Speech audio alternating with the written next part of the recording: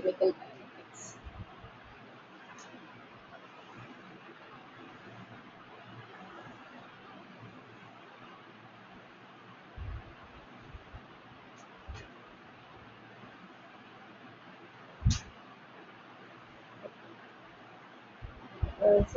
Last year we learned about thermodynamics. Yeah, so thermodynamics tells only about the feasibility of a reaction. ஒரு reaction நடக்குமா நடக்காதாங்கிறது வந்து so it tells but chemical kinetics வந்து it tells about the rate of reaction okay it tells about the rate of reaction it tells about the rate of reaction.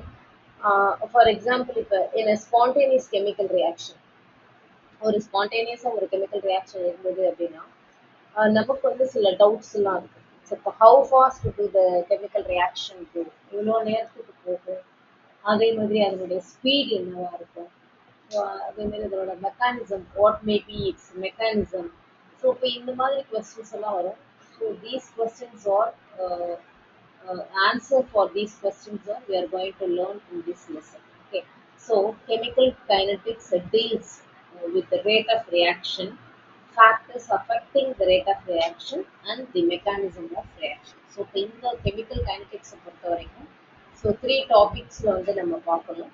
It's first one, it is rate of reaction. The first one, it is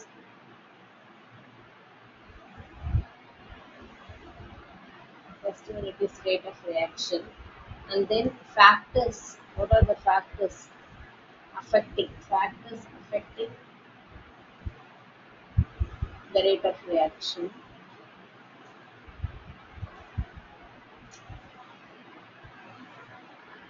And then mechanism of reaction.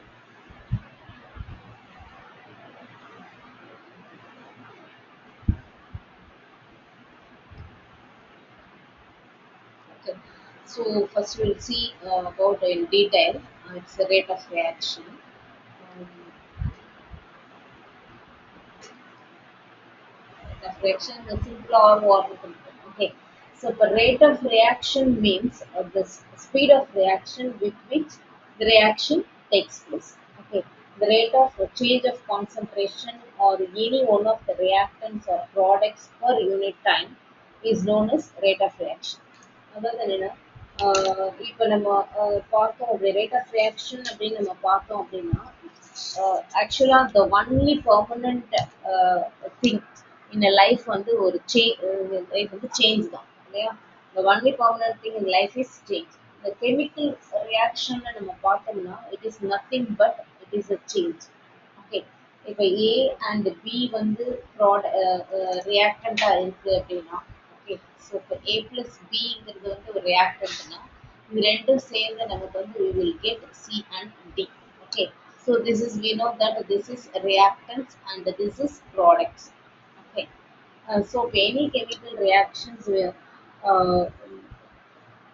இது thermodynamics படி அந்த feasibility பற்றி இது நமக்கு வந்து தெரியும் okay இப்போ இந்த இதில் வந்து நம்ம ஸ்பீடை பற்றி பார்க்க போகிறோம் அதாவது என்னென்னா time taken by the reaction to reach equilibrium time speed அப்படின்னா நம்ம எப்படி வந்து நம்ம அதை மென்ஷன் பண்ணுவோம் எப்படி நம்ம அண்டர்ஸ்டாண்ட் பண்ணிப்போம் அப்படின்னா ஸ்பீட் ஆஃப் ரியாக்ஷனை time taken by reaction to reach equilibrium okay so equilibrium attain பண்ணுறதுக்கு அந்த எவ்வளோ டைம் ஆகுது அந்த ரியாக்ஷனுக்கோ அது வந்து it's a speed okay so chemical kinetics which helps us to find the speed of the reaction.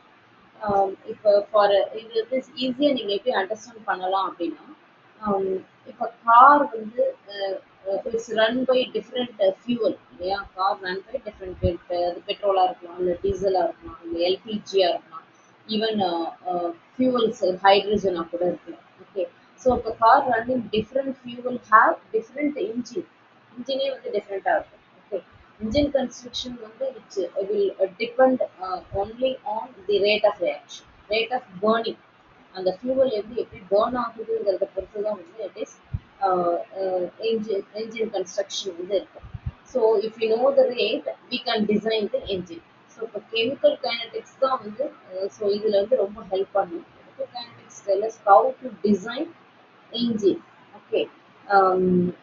இப்போ வந்து ரியாக்ஷன் வந்து ஃபாஸ்டா இருக்கலாம், இல்லைன்னா ஸ்லோவா இருக்கலாம்.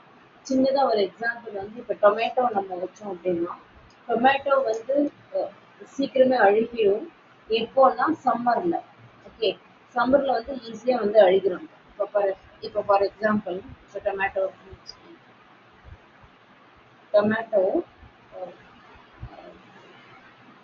டு ஸ்பாயில் ஆகிறது. எப்போ ஸ்பாயில் ஆகுதுன்னா ஃபாஸ்ட் இன் சம்மர். ஏன் ஃபாஸ்ட் இன் சம்மர்ல? அந்த ரியாக்ஷன் வந்து ஃபாஸ்ட் இன் சம்மர் ஆகும். அதை விட்டுட்டு டெம்பரேச்சர் வந்து இன்க்ரீஸ் ஆகுது இல்லையா? So rate of reaction which is directly proportional to temperature.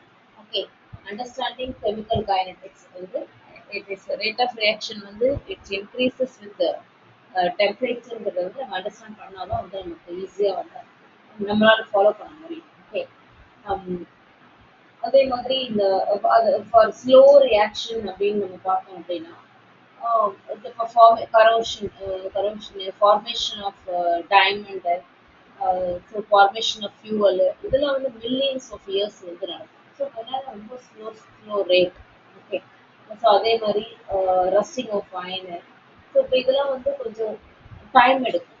Okay. So டயத்தை பொறுத்து தான் நம்ம வந்து ரியாக்ஷன் ஃபாஸ்ட்டாக ஸ்லோவாங்கிறது வந்து நம்ம தெரிஞ்சுக்கணும். Okay. So the rate of reaction means the speed of reaction with which the reaction takes place. Okay. The rate of change of அதை நம்ம எப்படி கண்டுபிடிப்போம் அப்படின்னா rate of change of concentration வச்சு தான் நம்ம கண்டுபிடிப்போம். கான்சன்ட்ரேஷன்ல வந்து எதர் ப்ராடக்ட் இல்லைன்னா reactant-ஓட concentration வந்து change ஆகும். Okay. The rate of change of concentration of any one of the reactants or products per unit time is known as rate of reaction. Okay. Rate of reaction என்ன? Rate of reaction means rate of change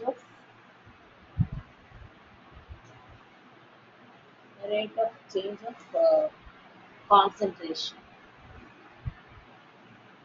Rate of change of concentration of any one of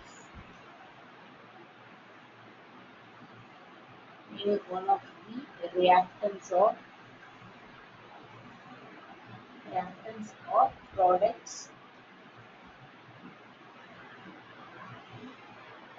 per unit. So this is rate of reaction definition. அதே இப்போ நம்ம இந்த ஒரு equation எடுத்தோம் அப்படின்னா, so இப்போ ஏ வந்து இப்போ பிஆ சேஞ்ச் ஆகுது அப்படின்னா, ஸோ இப்போ இதுக்கு ரேட் ஆஃப் ரியாக்ஷன் நம்ம எப்படி கொடுப்போம் அப்படின்னா, ஸோ இப்போ வந்து ரியாக்டன்ட் வந்து கான்சன்ட்ரேஷன் கம்மி ஆகும் இல்லையா? So decrease in concentration of A. Okay. So decrease in concentration of A divided by time. Divided by time னு கொடுக்கலாம், which is also equal to increase in concentration of B. Okay. Increase in concentration of B divided by time. இப்படியும் நம்ம கொடுக்கலாம். ஓகேயா? So இப்போ இதை நம்ம ஒரு கிராஃப்ல நம்ம கொடுத்தோம் அப்படின்னா, கிராஃப்ல வந்து நம்ம எப்படி அண்டர்ஸ்டாண்ட் பண்ணலாம் அப்படின்னா, ஃபார் எக்ஸாம்பிள் லைக் concentration, இது வந்து concentration of A at time t1 and the concentration of A at the time t2 and concentration of B at t1 and concentration of B at t2. இதை எடுத்தோம் அப்படின்னா, so இப்போ இதுக்கு வந்து நம்ம graph கொடுத்தோம் அப்படின்னா கிராஃப் எப்படி இருக்கும்?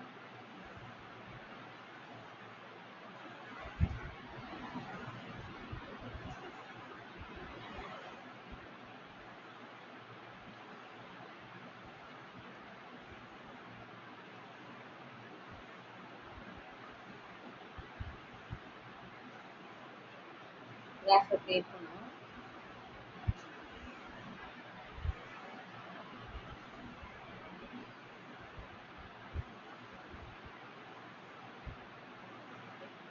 So this is concentration.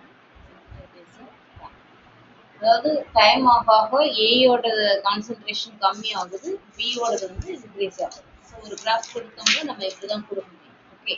So இப்போ இதே வந்து இப்போ rate of consumption of A இப்போ இப்படி கொடுத்தோம் அப்படின்னா okay rate of consumption of A எவ்வளோ தூரம் அது வந்து கன்சியூம் ஆயிருக்கு கன்சம்ஷன் ஆஃப் ஏன்னு நம்ம கொடுத்தோம்னா it is equal to concentration of A at T1 minus concentration of A at T2 divided by T2 minus T1 கொடுக்கலாம் இல்லைன்னா இதே இது வந்து for B க்கு வந்து இதை வந்து நம்ம திருப்பி இதை எழுதணும்னா இப்போ நெகட்டிவ் கொடுத்துட்டு concentration of A at time T2 minus okay concentration of A at time T1 divided by T2 minus T1 இப்படி கொடுக்கலாமா ஸோ இப்போ இதை எப்படி மறுபடியும் கொடுக்கலாம்னா மைனஸ் இந்த மைனஸ் நம்ம அப்படியே கொடுத்துக்கலாம் ஸோ இப்போ இது வந்து சேஞ்ச் தானே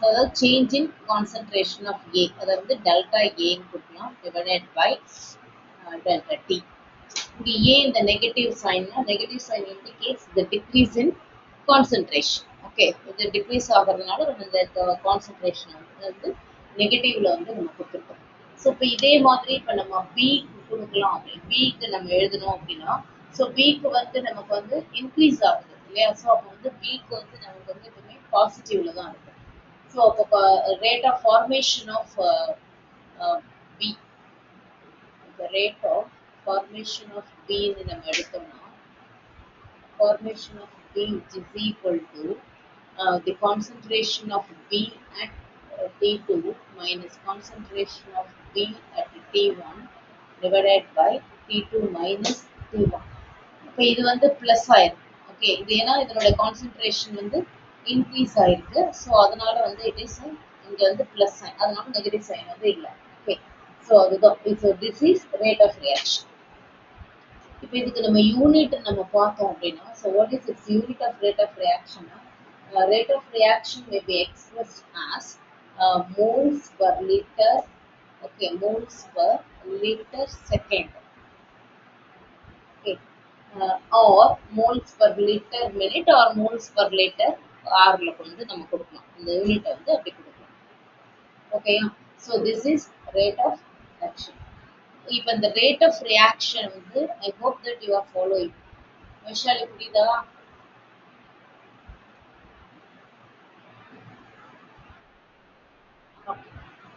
so for next one it is a types of rate of reaction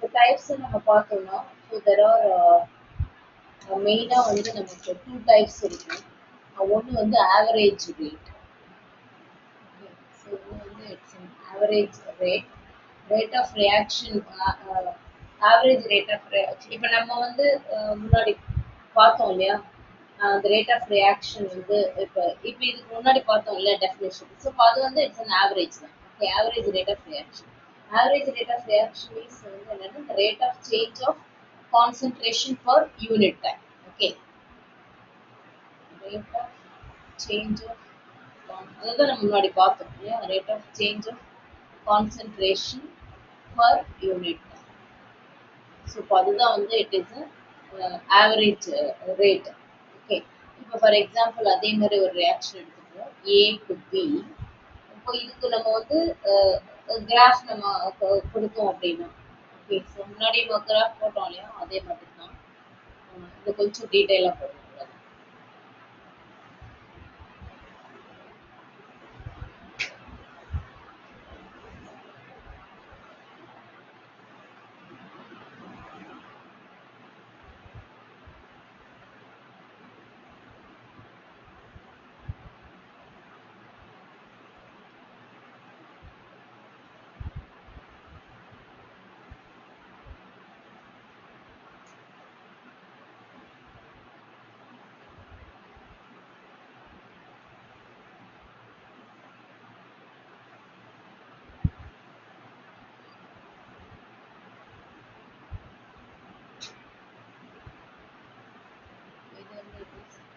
concentration of reactant okay concentration of reactants time in minutes இப்படி எடுத்தோம் அப்படின்னா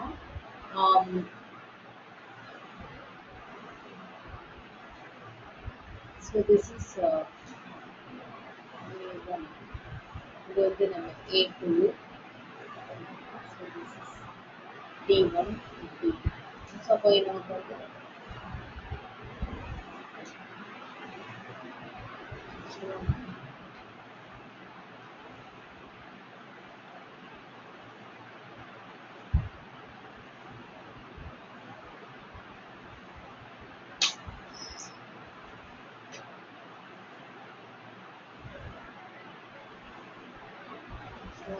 இப்படிதான் இருக்கும் கிராஃப் ஸோ இப்படி நம்ம வரைஞ்சதுக்கு அப்புறம் தான் இப்படி போட்டோம்னா ஓகே ஸோ இதுதான் வந்து இட்ஸ் கிராஃபாக இருக்கும் ஸோ இப்போ rate of consumption of A வந்து நம்ம எப்படி கொடுப்போம் A is equal to concentration minus concentration of A at T2 minus concentration of A at T1 by T2 minus T1 இது நம்ம ஆல்ரெடி நம்ம பார்த்தது தான் T2 minus T1 which is equal to minus delta concentration of A by delta T. Okay. So இப்போ இது வந்து average rate இது நம்ம ஆல்ரெடி பார்த்தது தான் ரெண்டாவது வந்து செகண்ட் டைப் வந்து என்ன பார்க்க போறோம்னா செகண்ட் டைப் வந்து instantaneous rate of reaction.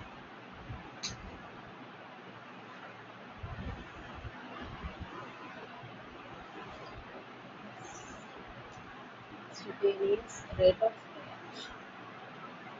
So the instantaneous rate of reaction is the rate of change of concentration of any one of the reactants or products at a particular instant of time. இப்போ நம்ம average என்ன பார்த்தோம்னா per unit டைம்னு பார்த்தோம் இப்போ இது வந்து at a particular change of concentration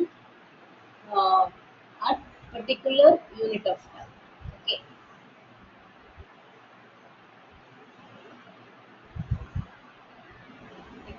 Unit or particular instant of time.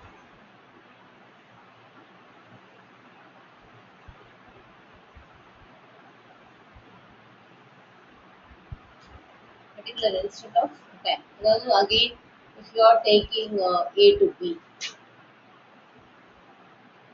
A to B ல இப்போ இங்க வந்து மறுபடியும் ஒரு கிராஃப் கொடுத்தோம் அப்படின்னா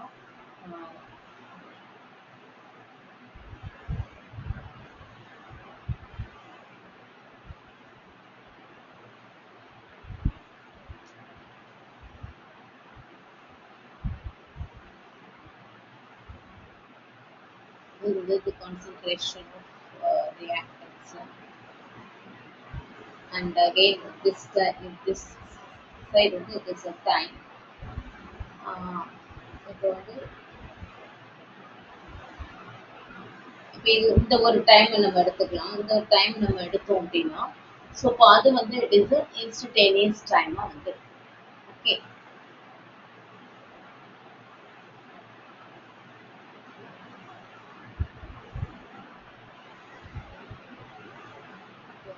so this is instantaneous இதுக்கு கிராஃப் கொடுத்தோம் அப்படின்னா okay so இங்க ஸ்லோப் இருக்கு இல்லையா அந்த slope of line gives the instantaneous rate of reaction so ஸ்லோப்னா நம்ம இதுதான் கொடுப்போம் இல்லையா slope here it is equal to instantaneous time the rate of reaction instantaneous rate of reaction so இப்போ வந்து நம்ம for a small interval of இந்த டயத்தை வந்து நம்ம let us assume small interval of time dt இப்போ dt ங்கிறது வந்து small interval of time னு நம்ம வச்சோம்னா அந்த dx is the amount of the substance transferred to a to b okay இது வந்து டைம் இது வந்து a ல இருந்து b க்கு வந்து சேஞ்ச் ஆகுற அந்த substance okay then instantaneous rate அப்படி இருந்துச்சுன்னா instantaneous rate of consumption of A which is equal to minus dx by dt okay so இப்போ இந்த dt ங்கிறது வந்து small interval of time small interval of time dx ங்கிறது வந்து amount of substance substance transferred or transformed from A to B. A to B கொடுத்தோம்னா A is equal to minus dx by dt. ஏன் minus கொடுக்குறோம் அப்படின்னா அது degrees ஆகுது concentration அதனால. இதே இதுல வந்து ஆவரேஜ் ரேட் இஸ் எப்போ வந்து ஆவரேஜ் ரேட் வந்து இன்ஸ்டன்டேனியஸ் ரேட்டா ஆகும் அப்படின்னா average rate is the instantaneous rate during the smallest possible interval of time. Okay, so during smallest possible interval of time அப்போ வந்து ஆவரேஜ் ரேட்டும் இன்ஸ்டன்டேனியஸ் ரேட்டும் சேம் ஆகும். ஓகே, ஸோ அப்போ instantaneous rate is equal to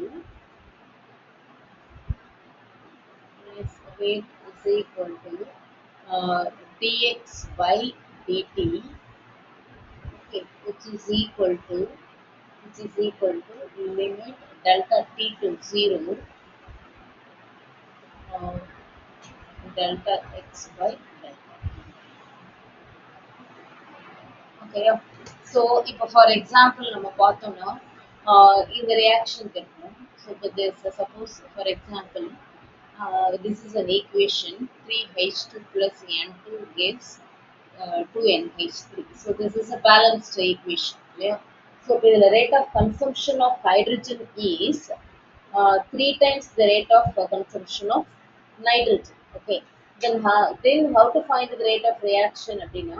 To get the rate of the reaction, rate of consumption of reactants or the formation of a product divided by their respective stoichiometric coefficient. Okay. So இதுக்கு வந்து நம்ம rate of reaction எப்படி கண்டுபிடிக்க முடியும்? இங்கே வந்து three part இருக்கு. So இப்போ ஹைட்ரஜன் வந்து த்ரீ பார்ட் இருக்கு, நைட்ரஜன் வந்து ஒன் பார்ட் இருக்கு இல்லையா? ஸோ இப்போ வந்து ரேட் ஆஃப் ரியாக்ஷன் வந்து நம்ம ஒன் அப்படின்னா நம்ம ஈஸியாக கண்டுபிடிக்கலாம். இப்போ 3:1 எப்படி கண்டுபிடிப்போம் அப்படின்னா, ஸோ இதுக்கு வந்து எப்படி கண்டுபிடிக்கணும் அப்படின்னா the rate of consumption of reactants or the rate of formation of a product or divided by their respective stoichiometric coefficient. So அப்போ இந்த ஈக்குவேஷனை நமக்கு எப்படி ரேட் ஆஃப் ரியாக்ஷன் எழுதலாம் அப்படின்னா, rate of reaction is equal to minus d of concentration of hydrogen by 3 part இல்லையா? So அதனால 3 into dt which is equal to minus d of the concentration of nitrogen divided by dt. இங்க வந்து 1 part தான், அதனால தான் number கொடுக்கல. which is equal to, இது ரெண்டுமே நெகட்டிவ் தான் ஏன்னா reactant, which is equal to product வந்து பாசிட்டிவ் தான் கொடுக்கணும். Now d of the concentration of NH3 divided by 2 into dt. Okay, understood?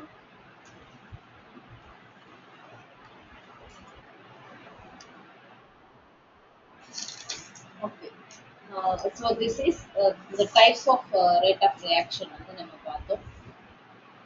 Next வந்து it is factors. What are the factors which affects the rate of reaction? இப்போ இதுக்கு நம்ம இன்னொரு example வேணாலும் நான் கொடுக்குறேன்.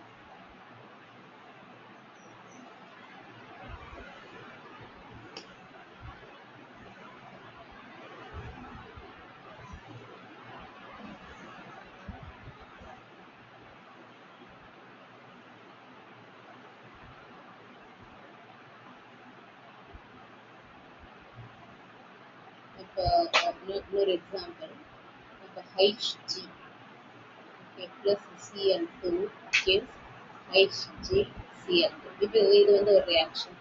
இது நமக்கு ரேட் ஆஃப் ரியாக்ஷன் எப்படி எழுதணும்? இந்த மைனஸ் டெல்டாலே கொடுக்கலாம்.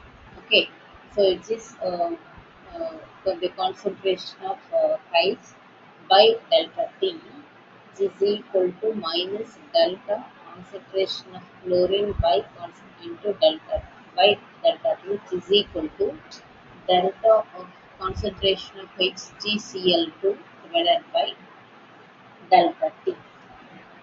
Okay, இந்த stoichiometric calculation of products and reactants வந்து சேமா இல்லை அப்படின்னா நம்ம வந்து இந்த மெத்தட்ல தான் வந்து நம்ம யூஸ் பண்ணோம். ஓகே, இந்த மெத்தட் தான் நம்ம யூஸ் பண்ணோம். ஓகே,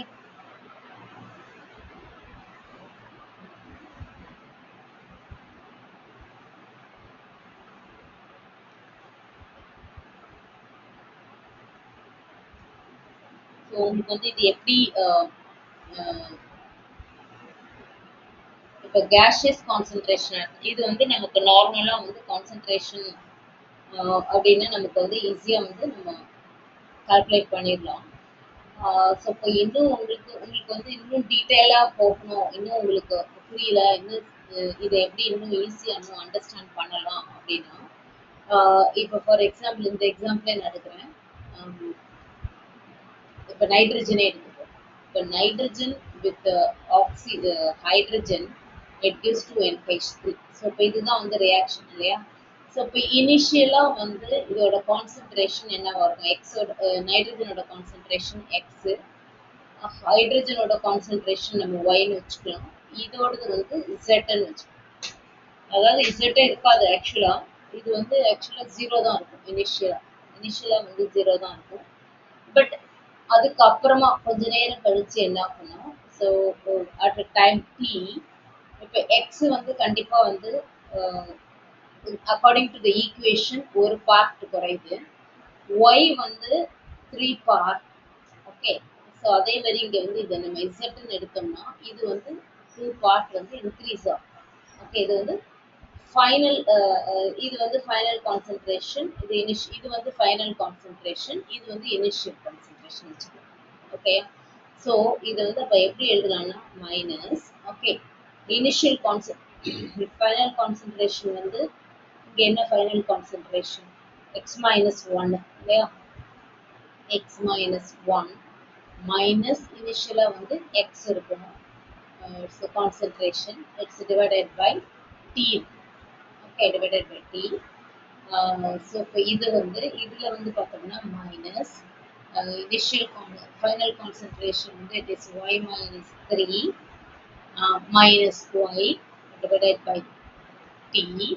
Okay, so அடுத்தது வந்து z plus 2 minus z by t. இது வந்து இதோட கான்சன்ட்ரேஷன். ஸோ அப்போ அதாவது என்னன்னா இது வந்து மைனஸ் 1 பை டீயாக இருக்கும். ஸோ இப்போ இது வந்து மைனஸ் 3 பை டி, இது வந்து இட்ஸ் 2 பை டி. நம்ம வந்து சிம்பிளிஃபை பண்ணோம்னா நமக்கு வந்து கிடைக்கும். ஓகே, சிம்பிளிஃபை பண்ணா you will get this one. So இப்போ இதுதான் நம்ம வந்து ஈஸியாக அண்டர்ஸ்டாண்ட் பண்ணுற மாதிரி நான் உங்களுக்கு அதை கொடுத்தேன். Okay, so they are the same, they can be same by multiply. இது எல்லாமே சேம் தான், but they can be same by the multiplying 1 by டீயால் நம்ம மல்டிப்ளை பண்ணணும் அப்படின்னா. ஸோ இப்போ நமக்கு எல்லாமே வந்து -1 -3 -2 தான் அப்படி தான் வரும். ஓகே, ஸோ இது வந்து நார்மலா வந்து கான்சன்ட்ரேஷன் எப்படி இருக்கும் கேஸ் இல்லாம. ஓகே, இப்போ இதே இது வந்து ஃபார் கேஷியஸ் கான்சன்ட்ரேஷனா இருந்துச்சு அப்படின்னா நம்ம எப்படி கால்குலேட் பண்ணுவோம்? Gaseous concentration it can not only அதாவது மோல் பர் லிட்டர்ல இருக்காம பார்ஷியல் ப்ரெஷர்ல தான் வந்து நம்ம கொடுக்கணும். Okay, it cannot be in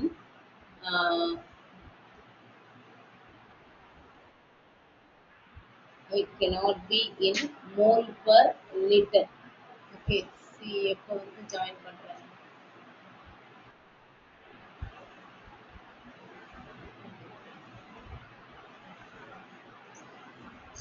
So it cannot be mole per literல இருக்காது, பட் எதுல இருக்கும்னா பார்ஷியல் ப்ரெஷர்ல வந்து இருக்கும். Okay,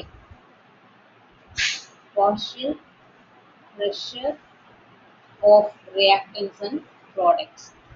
Okay, but in partial pressure of reactants and products தான் வந்து இருக்கு. ஓகே, இப்போ ஃபார் எக்ஸாம்பிள் இப்போ இந்த எல்லாமே கேஸாக இருந்துச்சுன்னா அதோட கான்சன்ட்ரேஷன் நம்ம எப்படி கொடுப்போம் அப்படின்னா, இப்போ for example this is an equation. example 2HI, okay, that decomposes into hydrogen and iodine, all in gas, all வந்து எல்லாமே கேஸ் தான், எல்லாமே வந்து கேஸ் ஆகும். இப்போ இதுக்கு வந்து ரேட் ஆஃப் ரியாக்ஷன் நம்ம எப்படி கொடுப்போம் அப்படின்னா, இந்த கான்சன்ட்ரேஷன் இப்படி தான் கொடுப்போம் இல்லையா? Concentration of HI divided by delta T into 1 by 2. Okay, இந்த 2 இருக்கிறதுனால which is equal to concentration of இங்க இந்த டெல்டா இந்த concentration கொடுக்காம partial pressure ன்னு நம்ம கொடுப்போம் அது. Okay, by delta T. இது வந்து பாசிட்டிவ் ஆயிரும். ஓகே, இது வந்து பாசிட்டிவ் ஆயிரும். இது வந்து ப்ரெஷர்ல வந்து கொடுக்கும். இது வந்து கான்சென்ட்ரேஷன் வந்து மோல் பர் லிட்டர்ல கொடுக்காம ப்ரெஷர்ல வந்து நம்ம கொடுக்கும். ஓகேயா? அண்டர்ஸ்டுட்? ஓகே. அடுத்தது வந்து நம்ம factors affecting the reaction of rate பார்க்கலாம். What are the factors which affects?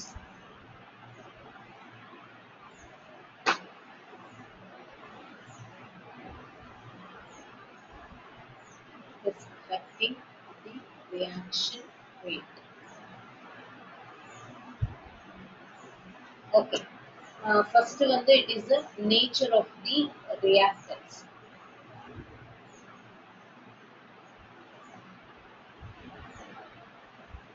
Nature of reactants. Nature of reactants different reactions have different rate of reaction. Rate of reaction வந்து different reactionக்கு வந்து different இருக்கும். So this is because a different amount of energies are required for breaking different bonds. Okay, and different amounts of energies are released in the formation of different bonds. இப்போ வந்து example பெஸ்டா என்ன கொடுக்கலாம்னா rate of burning, rate of burning of coal. Okay, coal வந்து டிஃப்ரெண்ட்டாக இருக்கும். அதே மாதிரி பெட்ரோல் டிஃப்ரெண்ட்டாக இருக்கும். அதே மாதிரி எல்பிஜி டிஃப்ரெண்ட்டாக இருக்கும். அதே மாதிரி கெரோசின் டிஃப்ரெண்ட்டாக இருக்கும். ஸோ இப்போ டிஃப்ரெண்ட் இதுக்கு வந்து டிஃப்ரெண்ட்டாக இருக்கும். So it depends on the nature of the reactants. First one. Second வந்து it's a concentration of the reactants. Concentration of the ரியாக்டன்ஸை பேஸ் பண்ணியும் இந்த ரேட் ஆஃப் ரியாக்ஷன் வந்து இருக்கும். எப்படின்னா higher the concentration of the reactants, faster will be the reaction. Higher the concentration, faster will be the rate.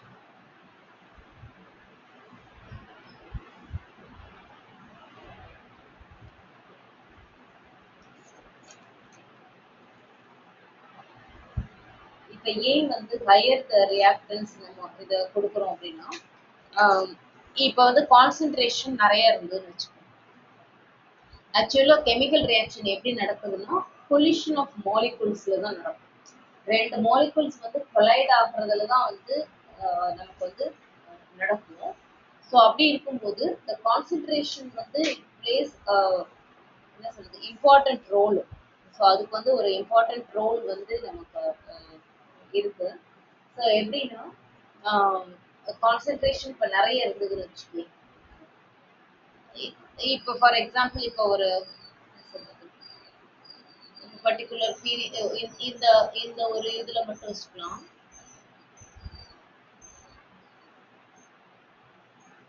So இதுல வந்து concentration நிறைய இருக்கு. கான்சென்ட்ரேஷன் நான் வந்து இதை வந்து இது வந்து ஒரு கான்சென்ட்ரேஷன் எடுத்துக்கலாம். நிறைய மாலிகுல்ஸ் இருக்கு. கம்பேரிட்டிவா வந்து இது வந்து நிறைய molecule when compared to this.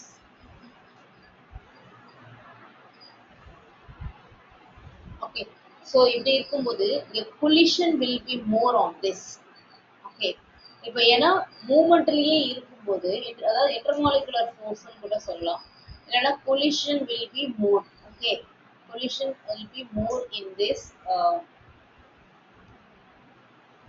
concentration. இங்க வந்து இட்ஸ் less collision ஆகும். ஏன்னா மாலிகுல்ஸே வந்து கம்மியா இருக்கிறதுனால. ஸோ அப்போ கான்சென்ட்ரேஷன் வந்து இது வந்து ஹையர். ஸோ இப்போ ஹையர் அப்போ ரேட் வந்து ஃபாஸ்டாக ரியாக்ஷனும் வந்து ஃபாஸ்டாக நடக்கும். ஸோ இப்படி நம்ம அந்த ஸ்டேட் வைஸ் நம்ம பார்த்தோம் அப்படின்னா ஸோ இப்போ கேஸஸ்ல வந்து ஓகே, ஸோ இப்போ லெஸ் கொலிஷன் இது வந்து concentration, less concentration less collision. Okay, less concentration, less collision. அப்ப concentration நிறைய இருக்கும்போது so it will be faster. So this is the second factor. இப்போ what is the third one அப்படின்னா so the third one it is temperature. Third one it is a temperature.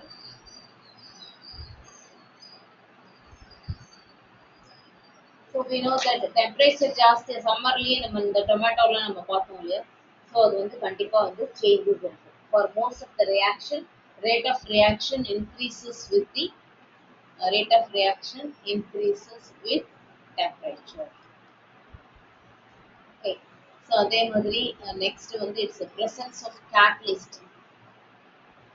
Presence of catalyst. Catalyst present ஆயிருந்தால் a catalyst generally changes. இது வந்து changes the speed of the reaction. We know that changes the speed of the speed of reaction. Catalyst இருந்தாலும் கூட அது வந்து it's a change. அது எப்படின்னா they are they are being consumed by the system. Okay, they just என்ன ஆகும்னா it will not take part but it alter the collision. Actually it alter the frequency of collision between the reactants. Okay, அதுதான் வந்து இந்த concept என்னன்னா they will not take part in the chemical reaction, they just increasing the frequency of collision uh, collision between the reactants, between the molecules of the reactants.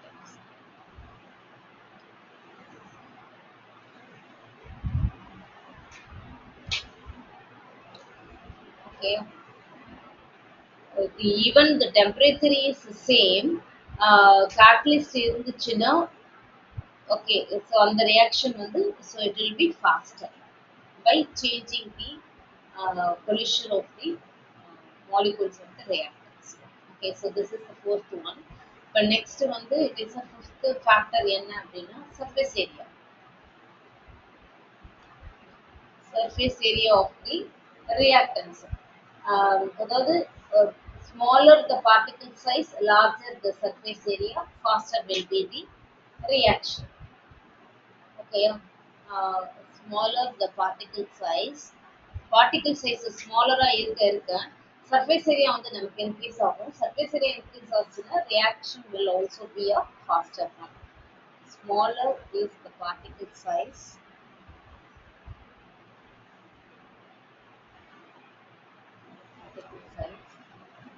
அப்படின்னா என்ன it implies that larger surface area. Okay, larger surface area is nothing but it is a faster will be the reaction.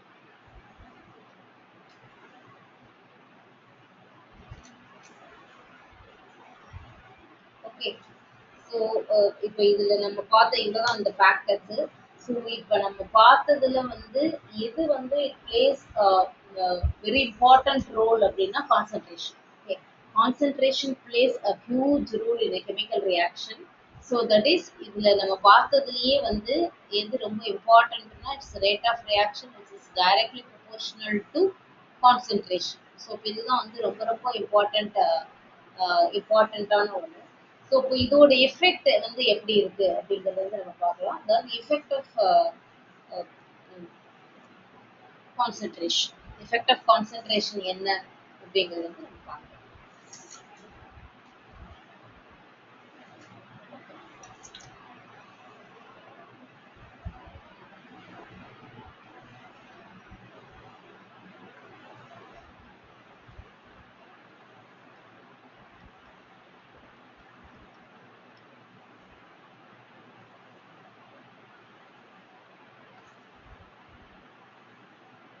Okay.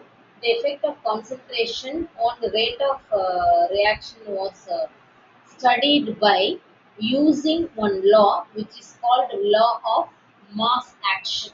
Okay, law of mass action படி நம்ம வந்து இதை வந்து நம்ம understand பண்ணிக்கலாம். அதாவது rate mass action rate law இது வேணா கொடுக்கலாம். அதாவது representation of rate of reaction in terms of concentration of reactants அதுதான் வந்து இட்ஸ் ரேட் லா, அதுதான் ரேட் ஈக்குவேஷன் இல்லைன்னா ரேட் எக்ஸ்பிரஷன் நம்ம சொல்றோம் இல்லையா. அதாவது representation of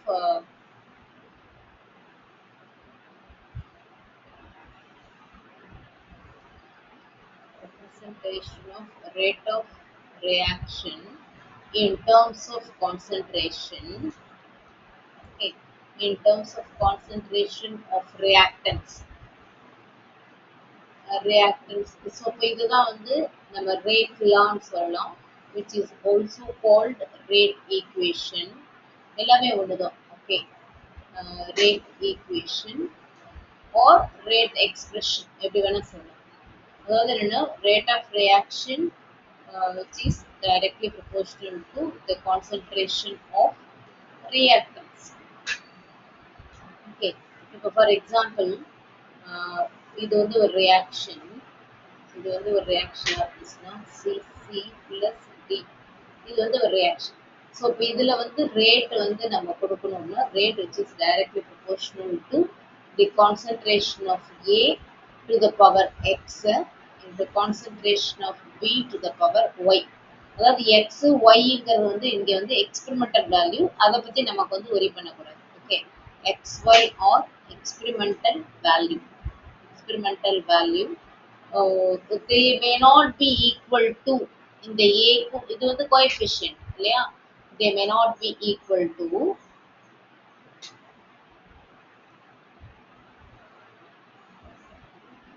they may not be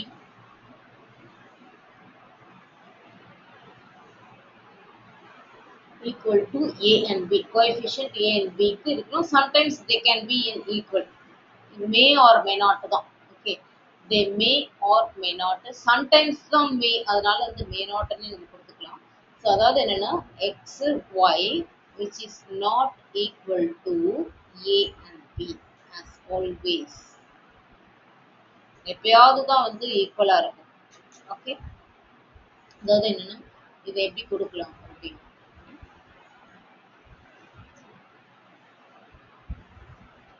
is equal to minus d of the reactants divided by dt, okay, divided by dt which is equal to minus 1 by a delta a by delta t which is equal to minus 1 by b actually delta x b divided by delta t. Okay, which is equal to 1 by C delta concentration of C by delta T. Okay, which is equal to 1 by D. இது வந்து ப்ராடக்ட்ங்கிறதுனால நம்ம வந்து positive sign கொடுத்துருக்கோம். Okay, delta T. அதாவது rate of reaction depends only on the concentration of reactants, not the products. இதுதான் ரொம்ப ரொம்ப important. அதாவது rate of reaction depends only on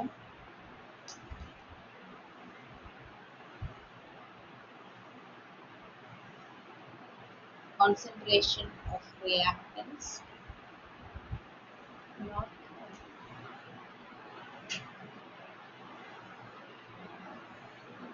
okay. It is very important one.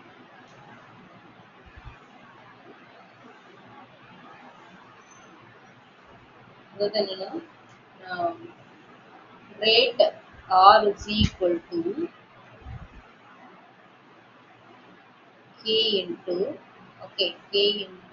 concentration of A to the power X. இது வந்து rate law, இதுதான் நம்ம rate law ன்னு பார்ப்போம். Concentration of B to the power Y.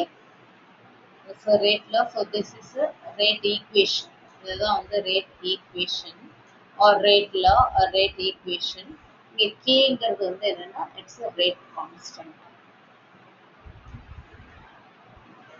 For example, இப்போ DR அதாவது reactant, இங்க வந்து reactant change of concentration of reactant. reactant which is equal to, okay, which is equal to K into the concentration of A to the power X, concentration of B to the power Y. Okay, so this is rate equation, rate expression, எப்படி வேணா கொடுக்கலாம். So these are all experimental value அப்படின்னு நம்ம சொல்றோம் இல்லையா, x and y அப்படிங்கிறது நம்ம experimental value அப்படின்னு நம்ம சொல்றோம். பட் இந்த x and p இதை experimental value how do we know that, எப்படி அதை நம்ம கண்டுபிடிக்கிறது? இந்த experimental value நம்ம எப்படி கண்டுபிடிக்கலாம் அதை மட்டும் பார்க்கலாம். ஸோ எப்படி கண்டுபிடிக்கலாம்னா by using differential law. Okay, by using differential law அப்படின்னு differential rate of law.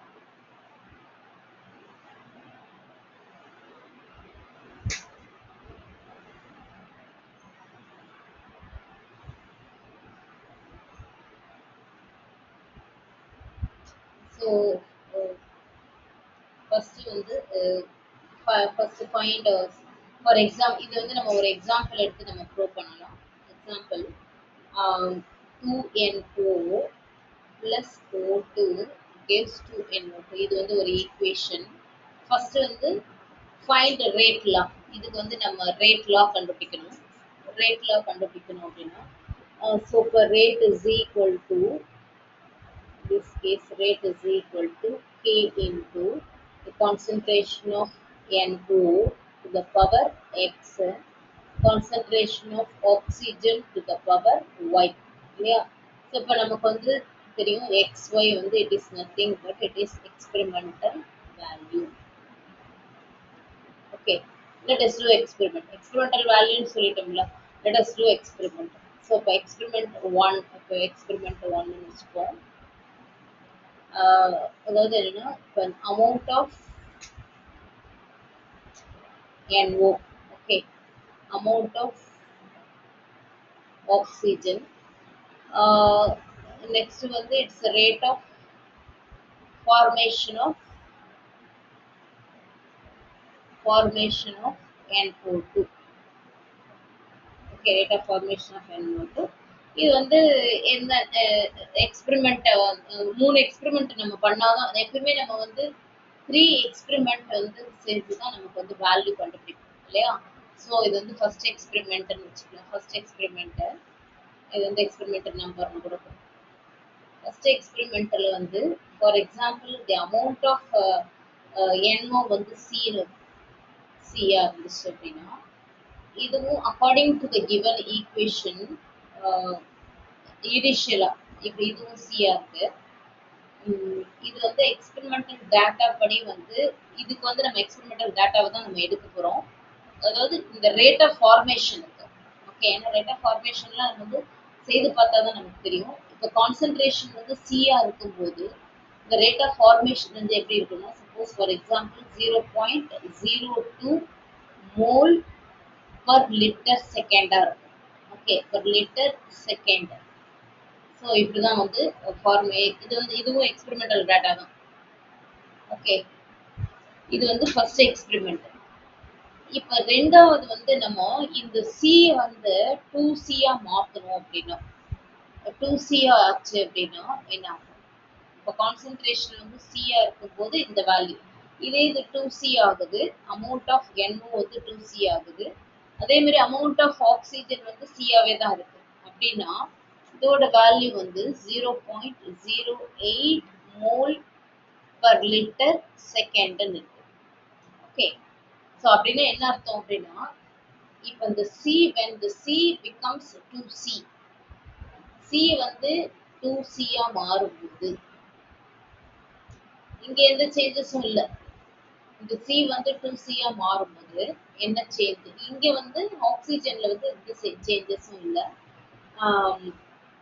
But rate என்ன ஆகும்னா, C 2C மாறும்போது ரேட் இட் பிகம்ஸ் 4 times. நம்ம இதை கம்பேர் பண்றோம். ஓகே, C 2C மாறும்போது, அதாவது கான்சென்ட்ரேஷன் ஆஃப் NO டபுள் ஆகும்போது ரேட் ஆஃப் கான்ஸ்டன்ட் வந்து rate of formation வந்து 4 times change ஆகுது. Okay. When C becomes 2C, okay, but rate becomes 4 times. Understood? புரியுதாப்பா? அதாவது என்னன்னா 0.02 லேருந்து 0.08 ஆகுது. அதாவது 4 times வந்து நமக்கு வந்து இன்க்ரீஸ் ஆகும். ஓகேயா? ஸோ இங்க வந்து 2 times தான் இன்க்ரீஸ் ஆகுது. பட் அங்க வந்து 4 times இன்க்ரீஸ் ஆகுது. ஸோ அப்போ வந்து என்னன்னா இது வந்து செகண்ட் எக்ஸ்பெரிமெண்ட். இது வந்து செகண்ட் எக்ஸ்பெரிமெண்ட்டா கொடுக்குறோம். ஸோ இப்போ தேர்ட் எக்ஸ்பெரிமெண்ட்டா என்ன கொடுக்கலாம்னா நான் இந்த இந்த ஒரு எக்ஸ்பெரிமெண்ட்டோட நம்ம கொடுக்கணும். தேர்ட் எக்ஸ்பெரிமெண்ட்டா என்ன கொடுக்கலாம் அப்படின்னா தேர்ட் எக்ஸ்பெரிமெண்ட் வந்து இப்போ இது வந்து சியா தான் இருக்கு. NO வந்து சியா இருக்கு. ஆக்சிஜனை நம்ம 2C மாற்றும் போது நமக்கு இங்க என்ன வேல்யூ வரும்னா 0.04 மோல் பர் லிட்டர் செகண்ட் ஆகும். அப்போ அப்போ இங்க வந்து C it becomes to C. C it becomes to C. இங்க வந்து என்ன ஆகும்னா 2 times தான் ஆகுது இல்லையா? ஸோ இங்க வந்து இன்க்ரீஸ் ஆகுறது வந்து rate becomes 2 times more. அதாவது என்னன்னா 0.02 லேருந்து 0.04 ஆகுது 2 times ஆகுது. ஓகே, அதாவது என்ன இப்போ 1ஐயும் 3 கம்பேர் பண்ணும்போது இது வந்து 2 times வந்து இன்க்ரீஸ் ஆகுது. பட் இது வந்து 4 times வந்து இன்க்ரீஸ் ஆகுது. ஸோ அப்போ வந்து என்ன அப்படின்னா நம்ம இது வந்து எக்ஸ் ஒய்ன்னு வச்சிருக்கோம் இல்லையா? ஸோ இப்போ எக்ஸ் ஒய்னு ஸோ ஒய் வந்து 1ஆ இருக்கும்போது சி இப்போ ஆக்சிஜன் தான் ஒய்னு வச்சிருக்கோம் இல்லையா? ஸோ அப்போ வந்து சி வந்து 2C மாறும்போது அதாவது 2 times மாறும்போது இப்போ இதை நம்ம சிம்பிளா நம்ம கொடுத்தோம்னா சி வந்து it becomes 2C. Okay, so இது வந்து ப்ளஸ் 2 times வந்து இன்க்ரீஸ் ஆகுது. இப்போ சி வந்து ஆக்சிஜன் வந்து 2C. ஓகே, இது அண்டர்ஸ்டாண்ட் பண்ணா கூட போதும்.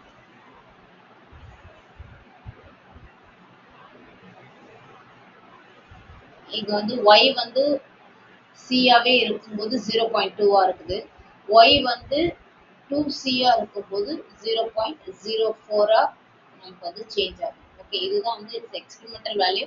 ஒரு எக்ஸ்பெரிமெண்டல் வேல்யூனா எப்படி கண்டுபிடிப்பாங்கிறதுக்காக ஒரு எக்ஸாம்பிள் நம்ம வந்து ஒரு பார்க்கணும். ஓகே, இப்படிதான் வந்து எக்ஸ்பெரிமெண்டல் வேல்யூ கண்டுபிடிப்பாங்க. இப்படி கண்டுபிடிச்சு தான் நமக்கு வந்து வேல்யூ வந்து நமக்கு கிடைக்கும்.